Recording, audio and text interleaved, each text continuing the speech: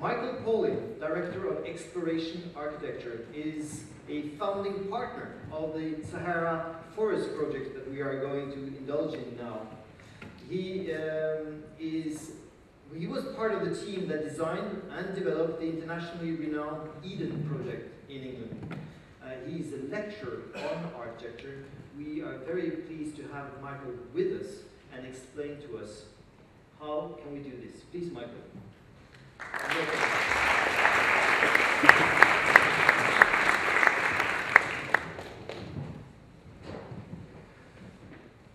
Well, thank you for that introduction, and thank you for asking me to speak here today. First of all, I'd like to say I'm absolutely delighted to be working with Bellona. I think they're a unique organisation that builds bridges between people with ideas and people with influence. They're committed to solutions, and we need more environmental groups like that. Some of you might recognise this image. This is from Stanley Kubrick's 2001, about 20 minutes into the film, after the whole sort of prologue about the ascent of man, and then you get this bone thrown up in the air, and it cuts straight from that to the spaceship orbiting a distant planet. Maybe the most amazing time cut in cinematic history. And I think the point that Kubrick was trying to make with that was that once we discovered fire and how to make tools and weapons, it was really just a matter of time before we went beyond the limits of our planet and started to explore distant planets. And so it's very easy to think that humans are all-knowing and all-powerful. And certainly, that some of the things that we've achieved are truly remarkable: modern medicine, digital revolution, and so on. But at the same time, I think it's hard to look at some of the miracles of nature without feeling a sense of humility about how much we've still got to learn. And I'll show you what I mean with two examples. These are spinneret glands on the abdomen of a spider. They produce 7 different types of silk, which are spun together into a fibre tougher than any fibre humans have ever made. The nearest we've come is with aramid fibre, or Kevlar by another name. And if you compare the way these are made, with Kevlar, what you have to do is you take petroleum and you boil it in sulfuric acid at about 750 degrees C. And then, following the principle that if brute force doesn't work, well, you obviously haven't used enough, you then pile on extremes of pressure to get the molecules into place, and out of that you get your fibre. So extremes of energy, extremes of temperature, loads of pollution, and all that to do the same as a spider does with raw materials of dead flies and water at great temperature. It does suggest we've still got a little bit to learn. And then this one is another one of my favourites. This is the bombardier beetle, which has evolved a defence against predators, and it fires out a high temperature explosion from its abdomen. It has a combustion chamber in its abdomen and fuel tanks with 2 high explosives, hydrogen and hydrogen peroxide. And there are valves on those that open and close 200 times a second so that the combustion doesn't migrate back to the fuel tanks. The nearest we've come is with what the Luftwaffe developed, the Messerschmitt 163, which used exactly the same ingredients, but they didn't have the same mixing technology, so a lot of those exploded on the ground. They weren't very popular. But they were aware of the beetle because they had a sticker on the side of the plane with a picture of the beetle and this little sign that said, "Wie ein Floh, aber oho," which translates roughly as "like a beetle, but wow." So, we may think that Kevlar and jet engines are very high technology, but actually, we're nowhere near the kind of sophistication that goes on in nature. And you could look at nature as being like a catalogue of products that have all benefited from 3.8 billion years of research and development. And to make matters even better, all the faulty products have been withdrawn. So, from that respect, it makes sense to make use of it. And when I talk about biomimicry, which is this discipline of learning from nature, I often divide it into 3 strands of learning from biological forms, learning from natural systems, and natural processes. And I'm going to just talk about a couple of projects. I'm actually going to leave the Sahara Forest project to my colleagues coming next. So, starting with biological forms, this was something that we explored a lot working on the Eden project. And we had a pretty challenging site. It was a quarry that was still being mined, so the ground levels were changing the whole time. And the solution we came up with was inspired by soap bubbles. And actually it was examples from nature that helped us solve a lot of the really key challenges. We conceived of the building as being like a string of bubbles. Incidentally, for those of you who don't know, this is a very large greenhouse structure built in the west of England. So we conceived of it as being like a string of bubbles, and the diameter of those bubbles could be varied to provide the right growing height in the different parts of the building. And then the necklace line that joined those together, that could be varied to suit the topography. We had a rough idea of how it was going to end up. And we set this bubble model into a 3D terrain model. And you can probably just make out the line running around that. Now that's where the bubbles intersected with the ground. And the great thing about this was that if the ground level changed, it wouldn't matter too much, because the bubbles would just continue until they intersected. And the integrity of the architectural idea would be retained. And then it was examples like pollen grains and carbon molecules and marine microorganisms that helped us develop the most efficient structure. A lot of spherical forms in nature are enclosed with hexagons and pentagons. And that led to this geodesic structure following in the work of Buckminster Fuller, the great engineer. The next challenge was to then think of how we could maximize the size of these. And we needed to find an alternative to glass, which is quite limited and quite heavy, limited in terms of its unit sizes. And in nature, a lot of very efficient structures are created out of pressurized membranes. So this led to us using this high-strength polymer called ETFE, ethyl tetrafluoroethylene. And the way that you use this is that you put it together in 3 layers, you weld it around the edge, and then you inflate it. And it's the inflation that gives it its rigidity. The great thing about this was that it was much bigger, about 7 times the size of double glazed units, and it was only 1% of the weight. So that was roughly a factor 100 saving, achieving the same result, but with an absolute fraction of the resource input. And we found that we got into a positive cycle in which one breakthrough facilitated another. So with such large and lightweight pillows, as we call them, it meant that we had far less steel. With less steel, we were getting more sunlight into the building, and that meant we didn't have to put as much additional heat in winter. With less overall weight in the superstructure, there were big savings on the foundations. And at the end of the project, I worked out that the weight of the weight of that superstructure was less than the weight of the air inside the building. And if we were to do that again, with learning more lessons from nature, with slightly better building technology, I'm confident that we could take that steel weight down by a factor of another 4. And those examples that led to the Eden project, there are just hundreds and hundreds of examples in nature. And some of them are stunningly beautiful, like these caterpillar heads. And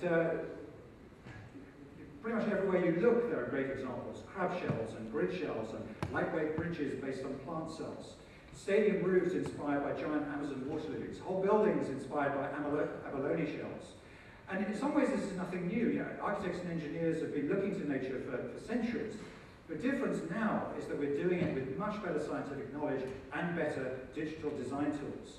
And so now we can understand what makes these abalone shells so strong. Because if you look at the microstructure, you can see that it's made up out of these tiny platelets. And although the material is the same as ordinary blackboard chalk, that microstructure with the interfaces creates a structure that is 3,000 times as tough as ordinary chalk. And in nature, materials are expensive and design is cheap. And what I mean by that is that organisms have evolved to use resources incredibly efficiently. So this is a diagram of the stresses passing through a bone. And if we look at an X-ray through the bone, you can see that the filaments are laid down exactly where there's concentrations of forces. And we can now start to approximate the kind of molecular level manufacturing that goes on in nature. With computer-aided manufacturing like this rapid prototyping and rapid manufacturing, we can start to be much more precise and much more efficient about the way we use resources and start to move towards the kind of complexity and super efficiency that you find in nature. So if we could actually start to manufacture materials in a very low energy way and use those materials in very efficient structures, then those factor 10 savings could multiply, and we could really achieve factor 100 savings in a lot of cases. And if you see the examples like the Venus flower basket glass sponge, you can see the amazing intricacy and beauty with which materials are organized in biology. So now let's move on to learning from biological systems. The way we tend to use resources is we tend to extract them, turn them into short-life products, and then dispose of them. Nature works very differently, and in mature ecosystems, all the resources are cycled within closed-loop cycles. And there have been various schemes that have tried to mimic this. And one of my favorites is one called the Cardboard to Caviar Project, set up by a guy called Graham Wiles in Northern England. And I've got a little animation that shows this. What they did is that they collected cardboard from shops and restaurants. They then shredded that cardboard and they sold it to equestrian centres as horse bedding. When that was soiled, they were paid again to collect it. They put it into wormery composting systems, which produced lots of worms, which they fed to Siberian sturgeon, which produced caviar, which they then sold back to the restaurants. And what's nice about that is that it's transformed a linear wasteful system into a closed-loop system that is much more productive and moves towards zero waste. So let's just have a quick look at some of the characteristics of man-made systems and biological systems. The things we create tend to be simple, disconnected, and monofunctional. In biology, it's complex, interconnected, and symbiotic. Ours tend to be linear and wasteful. In nature, it's closed loop, zero waste. Ours tend to be resistant to change. Nature is adapted to constant change.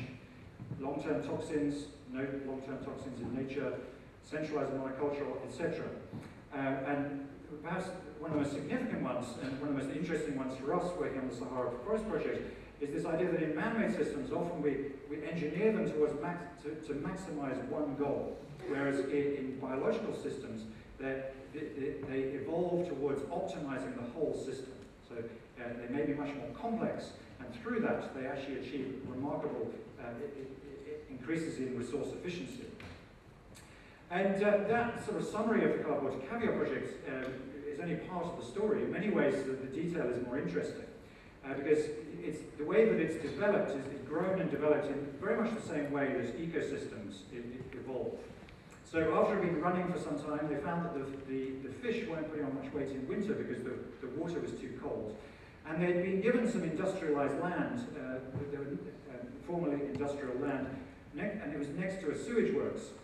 So they used fertilizer from the sewage works to revegetate a lot of this land. They planted willow biomass, which ran a biomass boiler that heated up the water. They then planted quite a lot of food crops, partly for the staff that were working on the project and also to supplement the worms for the fish. They also planted up orchards to provide another product to sell back to the restaurants. They used salad crops to take the excess nutrients out of the water from the fish tanks. That produced another valuable product. And now they're adding another waste transformation project using waste bread to turn that into maggots to feed the fish. And they keep on adding more and more to this. And just as natural systems tend towards greater diversity and resilience over time, there's a real sense in which this, in which the more that this grows, the more the number of possibilities increase. And we're accustomed to thinking of waste purely in physical resource terms, but arguably one of the most deplorable forms of waste is underutilized human resources. And Grandma's been incredibly inventive there as well, because the first part of the project involved people with disabilities. The fish farm was actually set up with reforming heroin addicts, and now he's working with people returning from conflict zones. So he's been extremely effective at reintegrating people from marginalized groups. And in some cases, these are very expensive social problems. The local authority was spending as much as £100,000 per year on rehabilitating heroin addicts and achieving a 95% failure rate. Graham Wiles has achieved a 65% success rate of getting them off drugs and into more productive pursuits. And that, I think, that project really does pick up on a lot of those examples, a lot of those characteristics of biological systems. You know, it's regenerative, restorative, it's around current solar income, it's densely interconnected and resilient, and so on. And we've been working on a project that builds on some of these ideas and proposes something for urban areas. And one of the central ideas is that we have a productive greenhouse, a restaurant within a productive greenhouse, like this one in Amsterdam called De Cas. Within that, we have a biodigester that could deal with a lot of the biodegradable waste from the local urban area. We also have a water treatment system like this that uses microorganisms and plants to treat wastewater from that surrounding urban area and turn that back into reusable water. We'd have a fish farm, of course, like the Cardboard to Caviar project, that would be fed with vegetable waste from the kitchen and would supply fish back to the kitchen. We'd also have a coffee shop here, and the spent grains from coffee are actually an ideal substrate for growing mushrooms. And so you can see that we're actually bringing together a lot of cycles of energy production, waste, food production, and so on. And by bringing them together, you can actually get these things to hook up in symbiotic clusters. So they tend towards zero-waste systems that are much more productive. And just for fun, we've proposed this for a roundabout in central London, which at the moment is a complete eyesore, but with a fairly small amount of replanning, just redirecting that traffic to run around one side of the roundabout, we could transform that into an urban space for people that reconnects people with food while transforming waste into closed-loop opportunities. And although some of these ideas, like the cardboard caviar project, are in some ways a bit quirky, I think the implications of this are really quite radical. Because we could look at the whole metabolism of our cities and look at how we can transform urgent waste problems into massive closed-loop opportunities. So the final one now, learning from biological processes, and you may have seen this image already in some of the literature. This is the fantastic Namibian fog-basking beetle, which has evolved a way of harvesting its own fresh water in the desert. And the way that it does this is that at night it comes out of its hiding place, it crawls to the top of the sand dune, and because it's matte black, it's able to radiate heat out to the night sky and become slightly cooler than its surroundings. So when the moist breeze blows in off the sea, you get these droplets of water forming on the beetle's shell. Just before the sun comes up, it tips its shell up, the water runs down to its mouth, has a good drink, goes off and hides for the rest of the day. I think it's fair to say it's not a great quality of life, but it's a clever trick. And you know, the ingenuity, if you could call it that, the evolutionary ingenuity, goes even further. Because if you look at that beetle's shell, over the surface of its shell, it's got a whole series of little bumps. And those little bumps are hydrophilic, they attract water, and between them there's a waxy finish which repels water. And the effect of this is that as the water droplets form on the bumps, they stay in very tight spherical form, so they're much more mobile than they would be if it was just a film of water over the whole beetle's shell. So even when there's only a small amount of moisture in the air, it's still able to harvest that very efficiently and funnel it down to its mouth. It's a great example of an adaptation to a very resource-constrained environment. And that's why I think biomimicry has a huge amount to offer us. When we're looking forward to looking ahead to some of the resource constraints that we're going to meet, there's a lot that we can learn from organisms that have already adapted to those kind of conditions. And we use this on a project in my last office before setting up my current company. I worked for a company called Grimshaw. And this was for a competition in Las Palmas in the Canary Islands, where we were asked to do something to regenerate the port area. The city of Las Palmas is on this peninsula, and it's got one very nice side here with the beach and the hotels, and then this side is absolutely awful. There's a 6-lane motorway, a container port, a shopping centre by British Arts, I better not mention. And so what we proposed was firstly a lightweight deck to create a park over this motorway. We proposed some buildings here that would conceal the worst of the container port. And then on this disused jetty, we wanted to create some charismatic building that could act as a sort of catalyst for the regeneration of the area. And we were aware that water was a real problem in Las Palmas. So we developed this system based on the fog-basking beetle that evaporates seawater from evaporators here. And then in these condensers, we used deep ocean water. The sides of Las Palmas are very steep because it's volcanic, so you can get down to very cold, deep water. And combining those together, we could really maximize the beetle effect. And we just took these banks of evaporators and condensers, we stacked them up, and then we turned them into this backdrop to an outdoor amphitheatre. What you're looking at there is a carbon-neutral desalination plant, but at the same time it's a fantastic public amenity. And I think what this shows is that you need to look at the specific opportunities of the context and really adapt to that. And nowhere is that more true than in deserts, which look very challenging, but there are some fantastic examples of organisms that have really adapted to that offer solutions to the kind of challenges that we're going to be facing. And thinking back to that Kubrick image and how our attitudes towards nature have changed, I think biomimicry could be seen as the logical conclusion of a mindset that has shifted from, first of all, trying to dominate nature, to then trying to preserve bits of nature, and now arriving at a kind of reconciliation in which we retain the many wonderful things that civilization has delivered, and we use biomimicry to rethink the things that have proved to be poorly adapted to the long term. That's why I think biomimicry is so exciting, and why I'm also excited to be working with Bellona. Thank you very much.